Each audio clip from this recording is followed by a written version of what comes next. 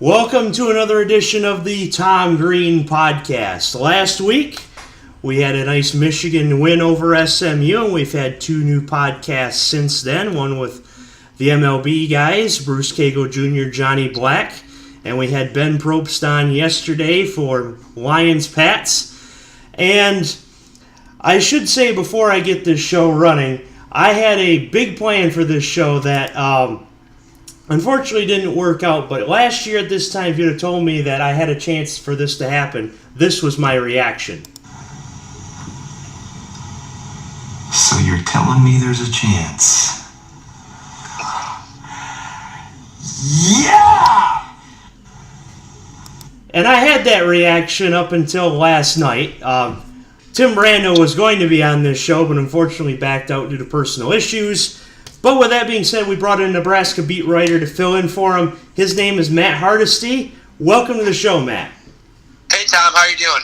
Very good, and glad to have you on the show. I know I kind of hit you up last minute, but at least thankfully things worked out. So I should say, first question, tell us how you got into beat writing for Nebraska.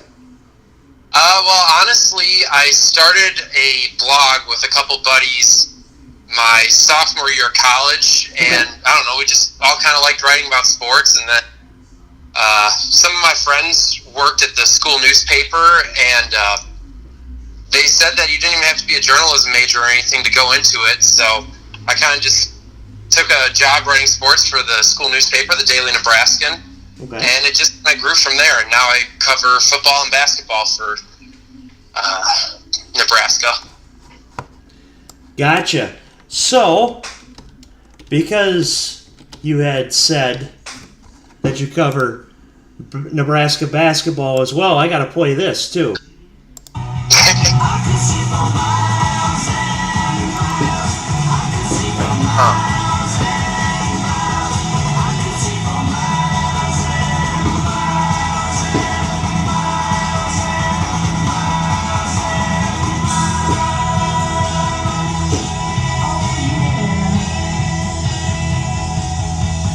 Whenever I think Tim Miles, that song comes to my head. Not the worst thing, honestly. You gotta love Roger Daltrey and The Who. And of course, Tim Miles has taken Nebraska to the tournament once, and arguably should have taken to the tournament last year. Your Wolverines were a big reason they didn't, so... Yeah, and I'll tell you, Nebraska played scared, I felt, that Friday game. I'd have to agree. They were scared that they were going to get knocked out, and you can't play scared in a big game like that. Exactly. If you play not to lose, guess what? You're going to lose. And that's unfortunately what Nebraska did. And I'd say mildly, because that tournament was a week before the other ones, they could have been passed on for that reason too. But besides the point, Miles has done a fairly decent job in that Nebraska, and hopefully he'll get your guys back to the tournament as well for next season. Expectations haven't been higher, so we'll see. And I also got to mention that because you're a beat writer, I also talked to another beat writer from Indiana. Her name's Amanda Pavelka, and she has agreed to come on the Michigan-Indiana show. So I have another beat writer like your type that's coming on and later in the season. So I've got beat writers, I've got reporters, I've got a lot of people that I talk to, as you can probably tell from my other shows. Oh, yeah. So, with that being said, let's talk a little Michigan-Nebraska. Tell us about how Nebraska's done so far this season. Well, it has pretty much been the worst possible start that Scott Frost could ask for, with their opening game against Akron getting rained out, and then having to just get thrown in the fire against Michigan, and then having your starting quarterback not even make it through the first game just 2 weeks after the backup transfers, then having to throw a walk-on out there against a Troy team that, simply put, just knows how to win. It's been less than ideal for Scott Frost so far in Lincoln. Yeah, Troy beat LSU last year in front of the Tiger Nation, and now they've beaten Nebraska in front of Cornhusker Nation. So Troy is not a team that you would want to schedule if you're a Power 5 team looking for a win. that'll help you towards the college football playoff. No, they took number 1 Clemson back in 2016. They took them back, or down to the wire there, only lost by 6 down in Death Valley. So Neil Brown's a coach that probably is going to get a higher paying job sooner rather than later. Perhaps next year with the coaching carousel coming up. Oh yeah, I think he'll be near the top of the list. So as for my Michigan men, we had our 2, I guess you could say, cupcakes, but of course every game is tough to win no matter who you play. They played SMU last week, 145-20. And, of course, the Michigan faithful are complaining about, oh, we gave up too many points. Oh, my God, we still haven't won the big game yet. But I'm going to say a couple things here that some of those fans may actually agree with. One second. 2 guys from SMU impressed me last week. The first is James Prochet. Wide receiver, had over 120 yards on our offense and a touchdown. Impressed me. Also, William Brown, the backup quarterback. After Sonny Dykes replaced Ben Hicks with William Brown, he kept things interesting in the second half. As that game wasn't the cupcake that Michigan was expecting, but I did feel that SMU played a very good game in Ann Arbor. Did you get a chance to watch that game, Matt? I caught a couple glimpses of it. I usually pay attention to Michigan's box scores. I'm mainly interested in Shea Patterson and see how Harbaugh handles him at quarterback. But, yeah, I'd have to agree with you. It looked like SMU put up a better fight, especially in the second half once the backup got in. And that's another team with, I believe, a new coach this year. So, I mean, it's hard to be prepared for a team like Michigan, but I think they put up a good fight. And honestly, that game's going to do a lot more for SMU than it probably will for Michigan. So I think the main thing was Michigan stayed healthy. Yes, definitely. Now with West and 2 weeks ago with Western winning Michigan winning 49-3 over Western. 2 years ago, that was going to be a huge game because PJ Fleck. But now that PJ Fleck's in Minnesota, that became a seemingly cupcake. Yeah, well, a win's a win, honestly. So it's still not a bad win. Kind of got Michigan's offense going, which they kind of needed after week 1. So can't complain there. Exactly. Shea Patterson looked, well, I shouldn't say scared, but the offense just didn't look right against Notre Dame, but at least got things back going against Western and SMU. And Patterson looked much better than the quarterbacks of the last 2 seasons have for Michigan. Not hard to do, but I'd have to easily agree with you on that. I'm a big believer in Shea Patterson. I think he's exactly what Michigan's been missing the last few years, and that's why I've been high on Michigan all offseason, and even losing at Notre Dame week 1, I'm not too discouraged yet. It's 1 loss doesn't kill you, 2 losses do. Ask Nebraska, that's the truth. Exactly. And because this is a Michigan-Nebraska, so why don't we discuss quickly 97, I guess. I was only a couple years old in 1997, and I'm assuming you were too, but yep. Let's just say that Michigan and Nebraska play for the title. Who do you think wins that game? I mean, it's hard. As a Nebraska writer that's been following this team for quite some time now, it's hard for me to argue that Nebraska doesn't win that game rather easily, honestly. Yeah, Nebraska was an option team under Tom Osborne in 97, and Michigan was still more of the pro-style conservative offense you saw under, I believe it was Gary Moeller. That would have been a very interesting game, and I would have wanted to see Michigan win, but Nebraska in that time was just very tough. And seemingly only ASU could take them down. Yeah, well, and Missouri with the flea kicker. Mm-hmm. Old Scott Frost and Matt Davidson on 4th down kept their game alive and the whole national championship hopes. So I think that's like the big black mark on, honestly, Nebraska's little run in the 90s there was that they barely won that game at Missouri. But frankly, I mean, given how they blew out Peyton Manning in Tennessee in the Fiesta Bowl, I believe, it's hard to argue that they would have lost to anyone, especially with that being Tom Osborne's last game. Mm-hmm. And for Michigan, I think Iowa seems to be their black mark in history, because I'm sure you know it as a Nebraska fan. Anytime you go to Kinnick Stadium, that's a tough place to play, isn't it? Oh yeah, there's been some really good games there for Nebraska, and some rather ugly ones that fans would rather forget. And of course, in 2011, I got to mention, Michigan sure gave you guys the welcome to the Big Ten, Nebraska, under Brady Hoke. I think Wisconsin did a little bit worse, but Michigan kind of just reinforced the message. Mm-hmm. And even though Michigan wasn't the U of M that they have been, 2011 was a great year for me.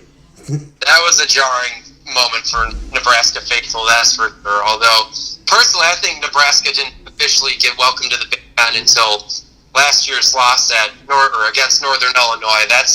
I think losing to a MAC school is pretty much how you officially become a full-time Big Ten school. Yeah, and Michigan a few years back just about lost to Akron. Akron took Michigan to the final play before. Oh yeah, that. Yeah, all the fans here were kind of questioning after seeing Akron beat Northwestern this week, and they're kind of wondering maybe that would have been a tough game as well in the season opener. Yeah, and Terry Bowden really has that team playing well. I went to the MAC championship game at Ford Field last year, and although Akron did not play that well against Toledo, I knew that Terry Bowden had really improved that Akron squad from just a couple years ago. Yeah, they had a heck of a quarterback in Cato Nelson, so I wouldn't be surprised if they're back in Detroit again this year. Mm-hmm. In fact, and I'm sure you will check out the networking thread that I have after the show's over, but another person that I know is Bridget Linton, who is a Cleveland Indians host. She went to Akron and was an Akron cheerleader, so we knew that she was really excited about that. Oh, I can imagine. So, with that being said, as I tell everyone listening to the podcast and we get off topic, that's the reason it's a podcast. We can go off topic. There really isn't much of a script. The script is written as it's played out. So that being said, let's refocus on this Michigan-Nebraska game. Of course, going into the Michigan game, how's the Nebraska faithful looking at this game? Frankly, a lot of them obviously want to win. And I think the coaching staff really wants to win, but I think fans would just be satisfied if Nebraska is competitive. I mean, they've seen so many Big Ten teams blow them out the last couple of years that they just want to see a product that they can be proud of. So I think their main goal and what they're hoping for in this game is just kind of putting up a good fight. Yeah, and as for Michigan, there are still critics out there. That's pretty much the Michigan faithful. Now that we're back to respectability again, is that just about everything we do we get criticized for by our own. Oh my God, the running game wasn't that good last week, even though we won 45-20. Oh my God, Shea Patterson only had 125 passing yards, even though we won 49-3. So, as for this game, it seems as if whatever we do is going to get criticized. But at this point, Michigan's a favorite over Nebraska. We get a win in this game. We get a Big Ten win that a lot of people probably didn't expect to start the season. Even though we had Shea Patterson, it was more of a, how is Shea Patterson going to look? But still, if we get a very impressive win in this game, a lot of those critics may turn into believers. But of course, we have the big two, Michigan State and Ohio State, that we still have to beat. Okay. I do agree. I think that's not the worst problem to have, honestly, for a football program, is that the fans are too interested. Kind of keeps you moving forward, I guess. And, I mean, it's hard to disagree. Like, when you start out 1-6 against your main rivals with Michigan State, Ohio State, and the real critics like to throw in Notre Dame after that loss because it fits the narrative. But right. Frankly put, I mean, it's still a little too early. I think, especially a coach like Harbaugh, he's done so much good, and the product on the field looks so much better than what the previous two coaches put out for the most part. That, like, honestly, I think Harbaugh's warranted enough time to get things where they need to be. And yes, this is a big game for them, but I mean, it's not one of those where I don't think Harbaugh goes on the hot seat if they somehow find a way to lose. So because Harbaugh is Harbaugh, the national media is always going to put more scrutiny and more attention on it. I was in Chicago for Big Ten Media Days this summer, and Ooh. Man, they brought the heat on Harbaugh. You would have thought that he hasn't even made a bowl game yet in the way they talked about him. See, that's something I need to hit at some point too, is Big Ten Media Days. Even though if you look back to my stuff, I've been to a lot of places, but it's just not Big Ten Media Days. Very interesting. I'll have to hit Highly that. recommend it. It's a fun time. Definitely. So, It's everywhere. so with that being said, because of going to the last two coaches' narrative. What was your thoughts after Nebraska fired Bo Pelini years ago? Can you repeat the question, please? Sure. What was your thoughts after Nebraska fired Bo Pelini a few years ago? Honestly, like, for us, like, people that weren't I wasn't covering the team yet, so, like, fans weren't in the know of everything going on behind the scenes, and, I mean, honestly, I think it was a little premature, but the writing was kind of on the wall. Pelini hated his boss, John Eichhorst, former athletic director here. He did not gel with the Board of Regents, and as Scott Frost has said countless times since he came back here, if you don't have everyone on the same page, you're not going to get anywhere. And that's kind of what was happening in Nebraska.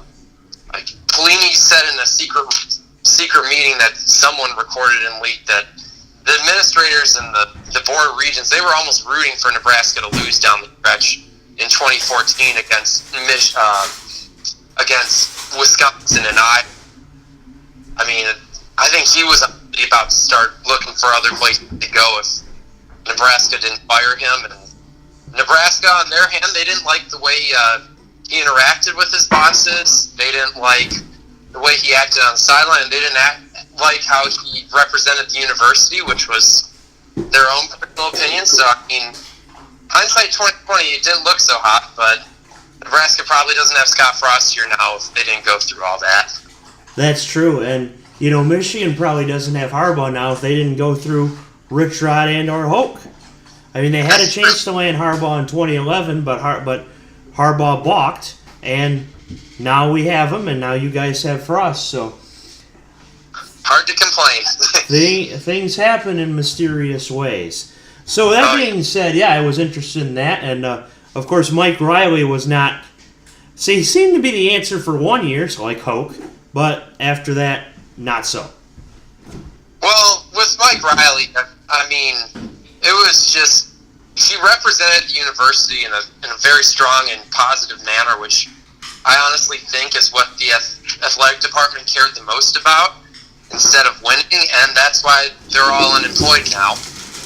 And frankly, that 1 year, I mean, there's a reason that even after going 9-4, they fired him after last year, and that's because literally once almost all of Bo Pelini's players and leaders were off the team, like quarterback Tommy Armstrong, Nate Gary, wide receiver Jordan Westerkamp, once those guys all graduated, there was a huge leadership void there that just none of Mike Riley's players had stepped up to fill, and that's kind of how last year's season, despite having a quarterback that ended up getting taken in the NFL draft and two like all Big Ten receivers, that's how they ended up going 5-7 and barely competing by the end.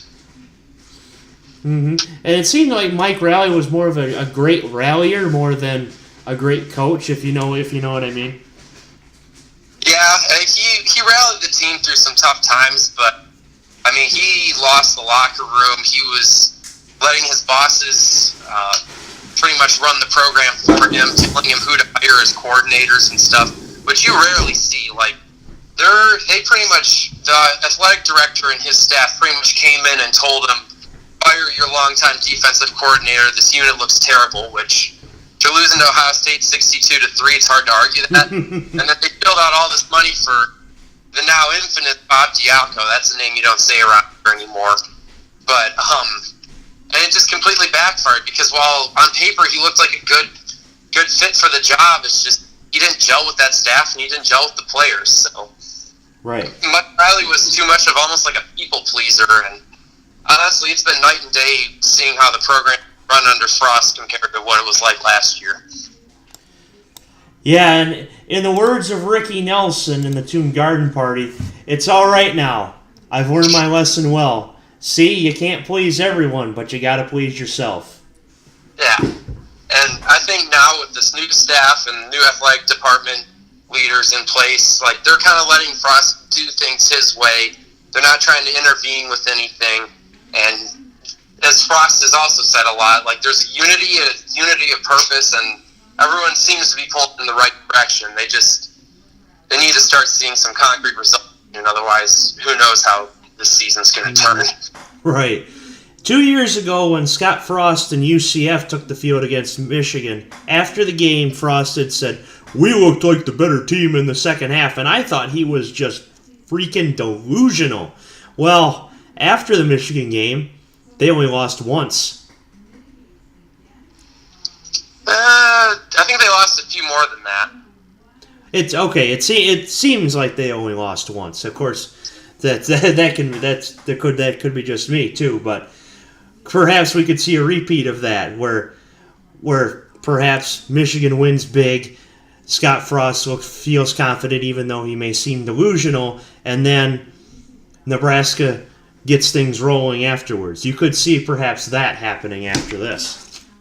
I mean, potentially, but at the same time, I mean, Nebraska's upcoming schedule is a little bit tougher than what Frost had to face back in 2016. Like, the next three opponents after Michigan back then were Maryland, Florida International, and East Carolina. Here, he's still got Wisconsin, Ohio State, Michigan State, all still on the schedule coming up. So I think they just need, kind of like how UCF sort of found that in the half against Michigan back in 2016, Nebraska just needs some concrete belief that, yes, we can hang with some of the more elite teams in the Big Ten Conference. Mm-hmm.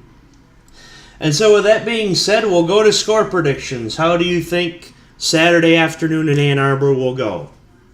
Well, I think it really depends on who's going to be under center for Nebraska. Adrian Martinez looked outstanding through 3 quarters against Colorado.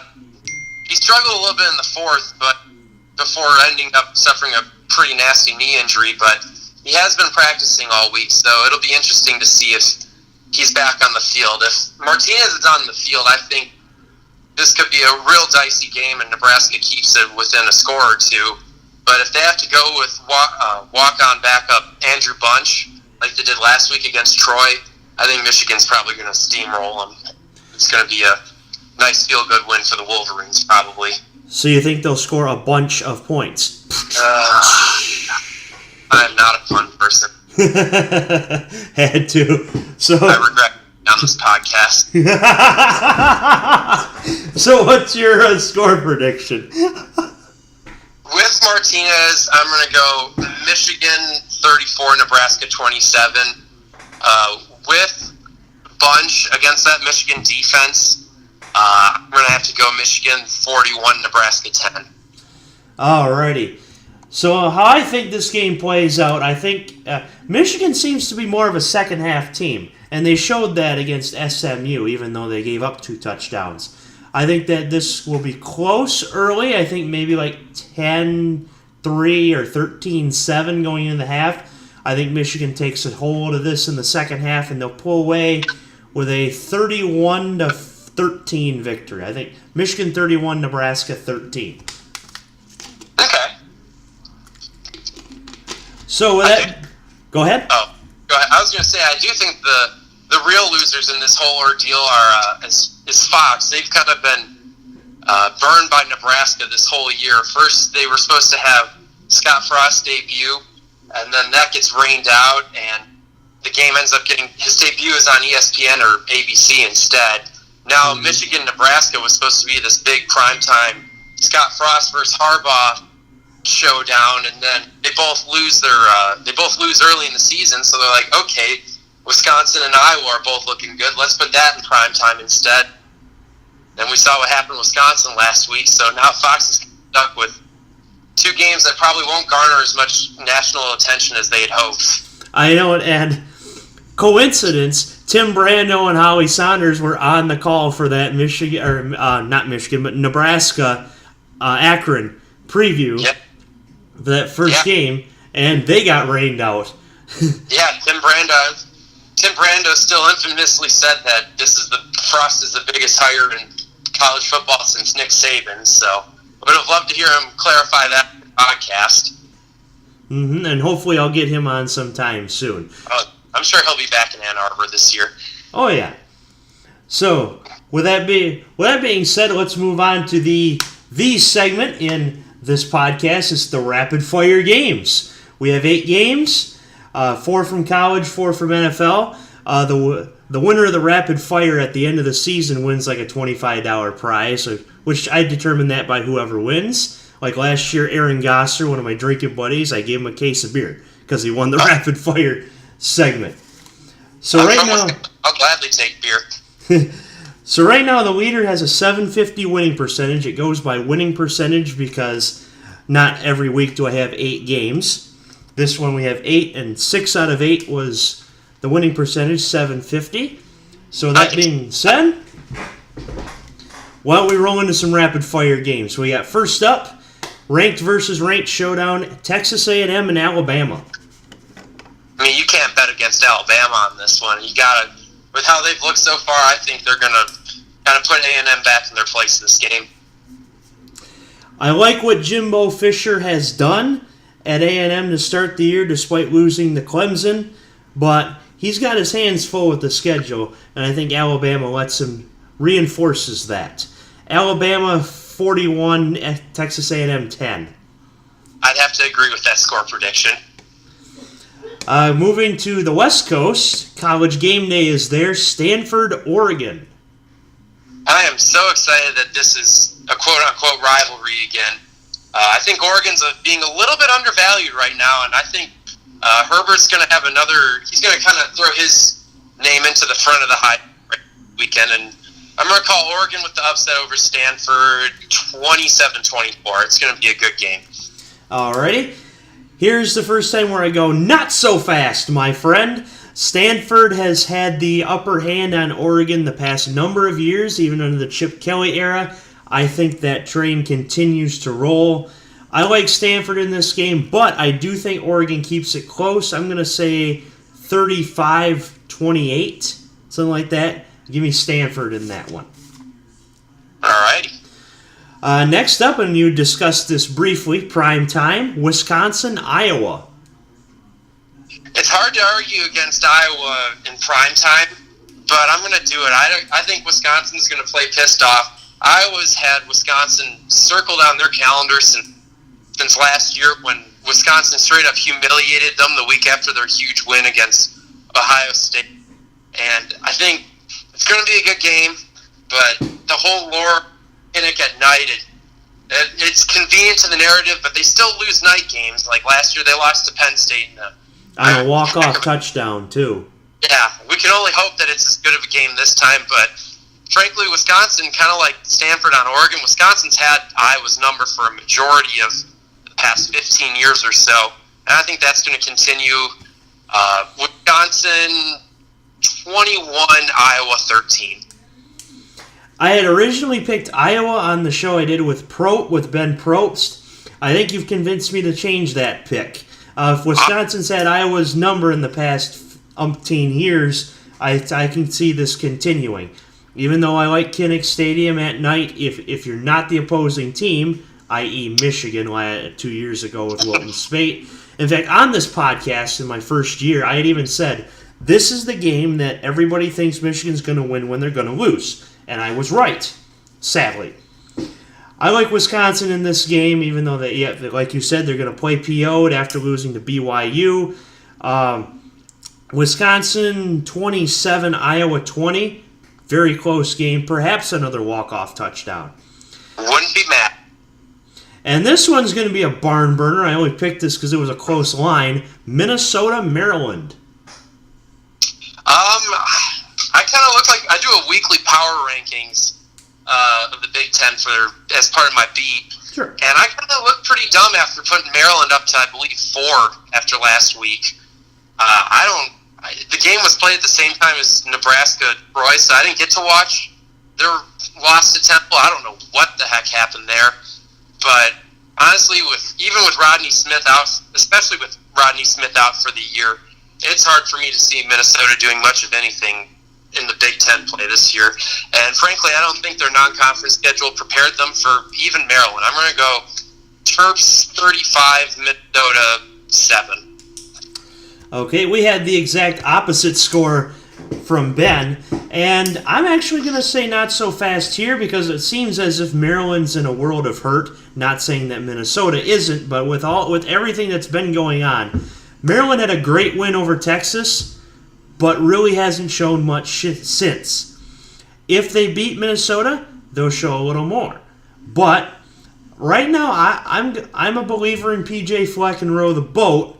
I like Minnesota in this game, not 35-7, but I'm going to go like 28-13, maybe a little bit closer. But any game is closer blowout, so you could perhaps see a blowout by Maryland. This game is in Maryland, so I will say that if it does go blowout, it will go Maryland's way.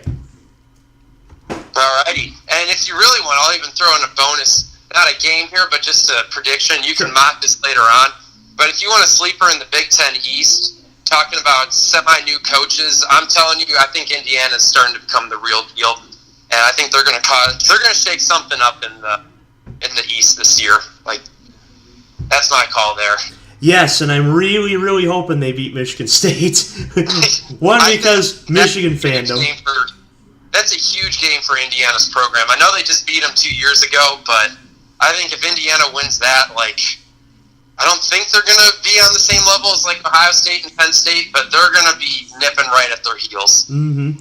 And yes, I've been looking at Indiana's stuff because I've been talking with Pavelka, and I'm actually excited for that podcast because of how Indiana's been doing so far early this season. It's been cool to see, but at least I hope that Michigan continues to streak over Indiana, obviously. Oh yeah. But yes, I like when. Somehow Indiana-Michigan's become appointment television over the last 4 or 5 years. I know, and a ploy that Michigan fans have not wanted to see, but Indiana fans have really wanted to. So, yes, I am excited for that podcast and that game to see how Indiana's improved under Tom Allen. I think he's the real deal, so Keep an eye on him because I think he's going to make Indiana almost a top 25 team that's relevant every few years. Mm-hmm. Now that Indiana has a defense, that was the problem under Kevin Wilson. Great offense, zero defense. Yep, and they pretty much kept a lot of the parts of Kevin Wilson's offense and just made it a more defensively minded team that frankly looks a lot tougher than those old Hoosier teams that would just put up a lot of points but allow even more. So he's building something good there. Definitely. So that being said, moving on to the NFL slate, Thursday night, Jets, Cleveland. Oof, man. It's hard. I really want to go with the Browns on this. I think I might as well just because, I honestly think it was always going to be this game, Thursday night. It's in Cleveland, isn't it? Yes, in the dog pound. Yeah, I mean, and they cut their kicker, right? Or no, he's hurt. Yes, Zane Gonzalez is cut. Oh, cut. Okay. Who'd they get as their new kicker? Don't mean to put you on the spot there. Yeah, but this is important. That's an important question before I pick this. Right. It was not Dan Bailey because he did not want to go there. But can't blame him. Greg Joseph. Sure, I'll go with the Browns here. That might actually be a fun game to watch. Believe it or not, I'm actually excited to watch a Browns game because I actually think they will win. That'll be a fun one. Darnold, Tyrod. I'll go Browns 27, Jets 24. They'll hit the field goal this time, just like how they beat the Chargers in their last win. In fact, Ben and I had a few-minute conversation on the hashtag #That'sSoBrowns, referring to a missed field goal and extra point. Hashtag #That'sSoBrowns. I think they're going to alleviate some of those demons this week. Yeah. And get the elusive 1-1-1 record. Yeah. Very interesting record. We're not talking soccer. We're talking football. Bad. Browns 27, Jets 20. Okay, so it's pretty similar. Mm-hmm. Tennessee, Jacksonville. I gotta go with the Jags on this one, especially after how they looked against New England. I'm a big Blake Bortles guy. I like that defense. Although, honestly, as much as I love Bortles, if they had a guy like Aaron Rodgers running that offense, I think Jacksonville, especially with a healthy Fournette, I think Jacksonville's like a 13 to 15 win team. Like, they're that good. I was blown away on how they blew out New England, or not blew out, but how they pretty much handled New England without Fournette. So I think they're going to take care of business against Tennessee. I'll go 31-13 Jags. Yeah, Tennessee is not looking very impressive, especially last week against Houston. I have the claim to fame that AFC South games are are the toughest to pick in all of football. I have to agree with that. Wow, never thought about that. But I see Jacksonville winning this game by more than a touchdown. I'm going to say 27-7. Mariota, even if Mariota starts, not looking good, especially against that Jags defense, which I have in fantasy. Smart. Dallas, Seattle. Oh man, I as a full disclosure, Bears fan from Wisconsin, so I'm kind of like a black sheep. But after watching Seattle on Monday night, kind of not really put up that good of a fight against the Bears. Like, it's hard for me to see this season going very well for them. I think Dallas is kind of got the better team in this one, and I think they'll win.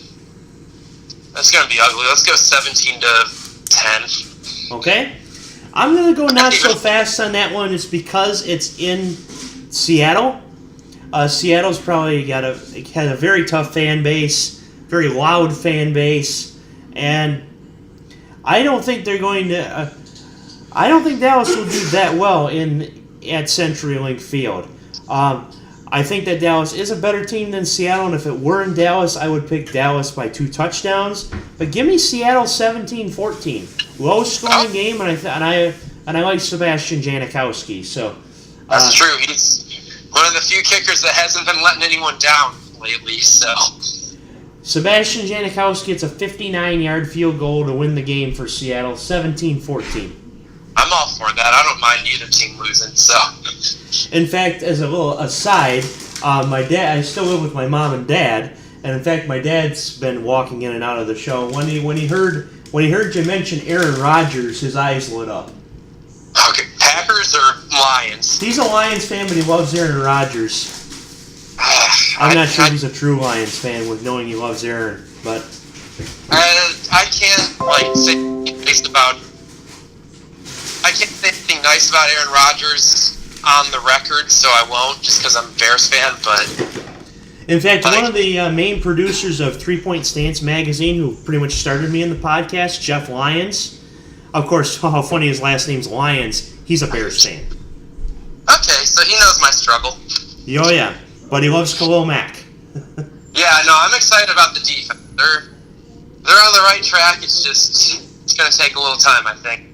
And I'm still not over getting my heart ripped out by Aaron Rodgers once again in Week 1. That was bad. Right. Which you guys know all about. Becoming the new monsters of the Midway, it seems like. It's fun to have a defense again, that's for sure. Mm-hmm. So, going to our final game, Monday night, Pittsburgh and Tampa. Oof, that's a tough one. Like, I've been scrolling back and forth on this one all week, honestly, because Pittsburgh looks like a massive dumpster fire right now, and Tampa's looking mighty impressive after that win over Philly earlier in the week. But I mean, Fitzpatrick can't stay this good like continuously, right? One would think. Oh man, this is a tough one. it's hard to see Pittsburgh starting 0-2-1, but I think I'm going to go with it. Honestly, I'm going to go Tampa Bay. Let's go Tampa Bay 41, Pittsburgh 38. A shootout. I'm going to go not so fast. I'm going to go not so fast, and it's because I think Pittsburgh is a team that can survive dumpster fire situations like this. As an aside, I picked up James Conner on my fantasy team. Like 2 days before they announced that he was going to start in week 1, and so I screwed over everyone else in fantasy, which I was proud of. Yeah, smart move. And so I do think Pittsburgh takes this game, but Pittsburgh's going to need to clean up that situation if they're going to compete with the Patriots and the Jags. Pittsburgh 37, Tampa 31. I also think this will be high scoring, and Fitzpatrick will give you some more Fitz magic. And probably a couple picks, hopefully, just because that's always fun when he starts throwing crazy interceptions. Mm-hmm. That's probably the least confident pick I have out of the Gotcha. 8. Hi, is this the Krusty Krab? No, this is Fitzpatrick. So with that being said, do you have anything else to add to this wonderful Tom Green podcast? No, not really. I'm actually heading up to Ann Arbor for the game this weekend. It's my first time going to the big house, so I'm very much looking forward to that. And hopefully, the game will be worth the trip, and we'll get some entertaining football. I'll give you a couple of pointers. I unfortunately won't be at the game unless I win tickets. If you can walk and you don't have media passes, park at the Ann and Ashley Street parking garage. $3 all day on Saturday. Okay. Mile walk, but worth it because parking near the stadium can get up to $40-50. We're probably just I think we're staying in Plymouth and just Ubering in. Okay, that works too. And for food, I would suggest, if you're not tailgating, I would suggest maybe perhaps 7-Eleven because you'll get the cheapest stuff there. If you're looking for stuff inside the stadium, there's always good options. What about Ann Arbor? Where's a good place to eat there? Ann Arbor, I ate at Carson's American Bistro once. That was good. Not cheap, but I have a Main Street Ventures card, which helped. We'll put it on the company card. There you go. Also, Crazy Jim's Burgers. Okay. Homemade. Good stuff. All right, I'll keep that in mind. To write that down. Definitely. Appreciate it. Thank you. Oh, you bet. So he is Matt Hardesty, and this has been the Tom Green Podcast.